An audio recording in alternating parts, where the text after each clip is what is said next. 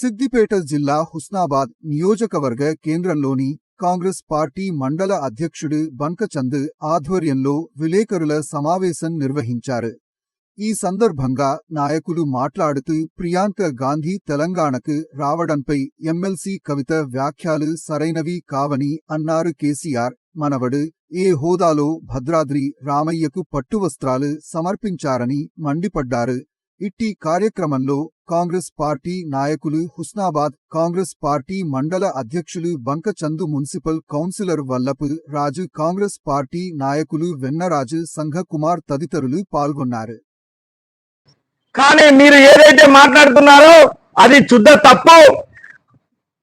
ఏదైతే మా మంత్రివర్యులు ఏమన్నారు అనంటే ఎలక్షన్ అప్పుడు మాత్రమే జెండాలు, ఎలక్షన్ అయిపోయిన తర్వాత అందరము సమానంగా ఉండి సమపాలనలో హుస్నాబాద్ అభివృద్ధి కోసం పనిచేయాలని ఆలోచన చేసే వ్యక్తిగా ఆనాడు కొత్తకొండ వీరభద్ర స్వామి టెంపుల్లో కూడా తను పోయి అక్కడ ఉంటే మీరు వస్తున్నారు అని చెప్పేసి అంటే 10-15 నిమిషాలు మీకోసం వెయిట్ చేసి ఆ కొత్తకొండ వీరభద్ర స్వామి దర్శనంలో అందరూ కలిసిపోవడం జరిగింది.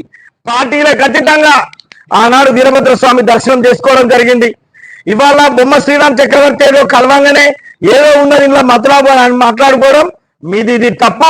ఇవి సరైన మాటలు కాదు.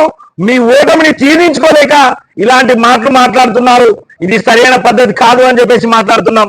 అదొకటే కాదు, ఇవాళ మా రేవంత్ రెడ్డి గారు ఏదైతే బారు నీటి పారుదల కోసం ఏదైతే ఉందో మీ ప్రభుత్వంలో ఎంత అవినీతి జరిగిందో అసెంబ్లీ సాక్షిగా చర్చ పెడదాం 8వ తారీఖు నాడు రండి. నేను మా భారీ నీటిపారుదల శాఖ మంత్రివర్యులు మా ఉత్తమ్ కుమార్ రెడ్డి గారు వస్తారు. మీరు రండి, హరీష్ రావు రండి, కేటీఆర్ రండి, అవసరం అంటే మీ కవితారావును కూడా తీసుకొచ్చుకోండి అని చెప్పేసి మాట్లాడిండు. దానికోసమే ఏదో మాట్లాడిండు అని చెప్పేసి వాళ్ళ ధర్నాలు చేస్తున్నారు. మీరు మాట్లాడిన